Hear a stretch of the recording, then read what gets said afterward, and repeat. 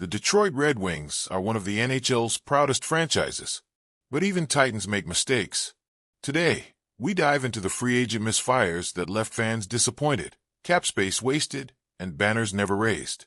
This is the Winged Wheel Report, and these are the top 10 worst free agent signings in Red Wings history. 10. Troy Stecher, 2020. Contract: 2 years, $3.4 million.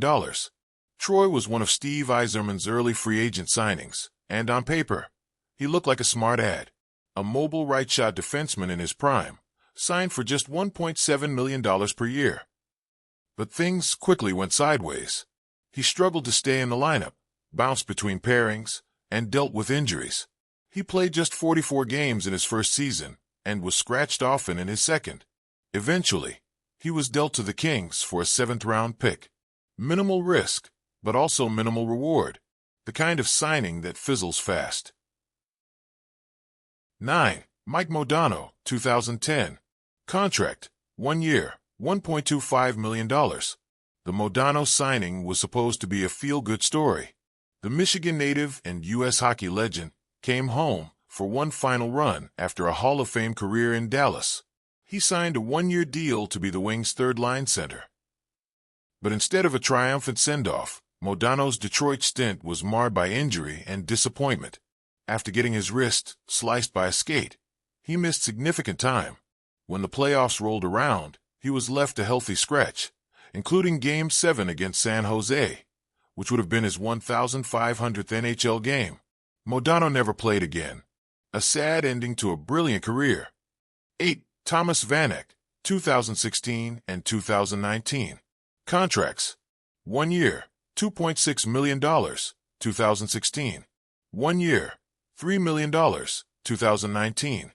Vanek was signed not once, but twice by the Red Wings, first in 2016 and again in 2019. The hope: veteran scoring help and maybe a deadline trade chip. He delivered decent offense, 38 points in 48 games during his first stint, but his presence stalled the team's rebuild. Instead of giving young players top 6 opportunities, Vanek's ice time prolonged the inevitable, the need for a full reset. His second stint in 2019 was particularly uninspiring. He looked slower and out of sync, with just 36 points in 64 games. A Band-Aid signing that didn't move the needle. 7. Carlo Kaleakovo, 2012. Contract: 2 years, $5 million. After losing Nicholas Lidstrom and Brad Stewart in one offseason, Detroit scrambled to fill its defensive holes. They landed Carlo Kaleakovo on a 2-year deal worth $5 million. On paper, it seemed fine, but Kaleakovo struggled with injuries immediately. He played just 6 games in the shortened 2012-13 season before being bought out the next summer. One of Ken Holland's many attempts to patch a declining defense with short-term fixes, and this one never got off the ground. 6. Derian Hatcher, 2003. Contract: 5 years, $30 million. After the 2003 playoff collapse against Anaheim, Detroit decided to get tougher. Enter Derian Hatcher, a 6 feet 5 inches, 235-pound punishing defender with a reputation for being a shutdown force in Dallas. But just 4 games into his Red Wings career, Hatcher suffered a major ACL tear. He missed nearly the entire season. Then came the 2004-05 lockout. When the NHL resumed, Detroit bought him out. All in all, Hatcher played 15 games in a Red Wing sweater. It was bad luck, but the signing never helped Detroit on the ice. 5. Brad Richards, 2015. Contract: 1 year, $3 million. Coming off a Stanley Cup final appearance with Chicago, Brad Richards joined the Red Wings for one last ride. A 1-year, $3 million contract made sense, or so it seemed. But at 35, Richards just didn't have the speed or impact Detroit needed. He put up only 28 points in 68 games, barely making a difference on special teams or at even strength. He was invisible in the playoffs, too, as Detroit bowed out early. This wasn't a disaster on the cap, but it was a wasted opportunity when the Wings were still pretending to contend. 4. Uwe Krupp, 1998. Contract: 4 years, $16.4 million. Fresh off a Stanley Cup with the Colorado Avalanche, he was supposed to bring championship pedigree and blue line stability to Hockey Town. Detroit gave him a 4-year deal worth $16.4 million, a big price tag for a physical, experienced defenseman. What they got instead was an off-ice saga that quickly turned sour. He suffered a back injury early, but was later caught dog-sledding while claiming he was unable to play, leading to a bizarre legal battle between Krupp and the team. He ended up playing just 22 games over 4 years. A complete off-ice mess, and one of the most puzzling contracts in Red Wings history.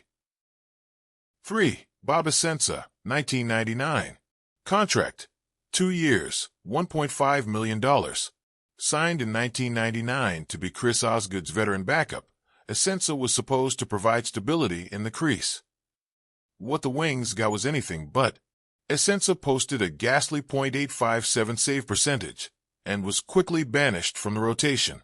He only appeared in 7 games, and most were forgettable, or outright disasters.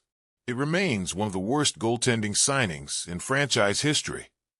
2. Franz Nielsen, 2016. Contract, 6 years, $31.5 million. Coming off losing Datsuk, Detroit panicked. Enter Franz Nielsen, a respected two-way center, already 32 years old when he signed. He was decent in year 1, but his offense cratered after that. He averaged just 9 goals per season in Detroit and became a bloated, fourth-line contract in a rebuild. The team finally bought him out in 2021, but not before soaking up tons of cap space. 1. Stephen Weiss, 2013. Contract, 5 years, $24.5 million. Stephen Weiss was expected to be the Wings' new second-line center. Instead, he was barely on the ice. Injuries, inconsistency, and poor chemistry torpedoed his tenure. He scored just 26 total points in 3 seasons before being bought out. The signing went sour almost immediately and became a case study in why free agency hype can be dangerous. Free agency is always a gamble, and these 10 signings prove even the best-run teams can strike out. Which one hurt the most? Did we miss anyone? Let us know in the comments. This has been the Winged Wheel Report. Thanks for watching. Hit that red button, and we'll see you in the next one.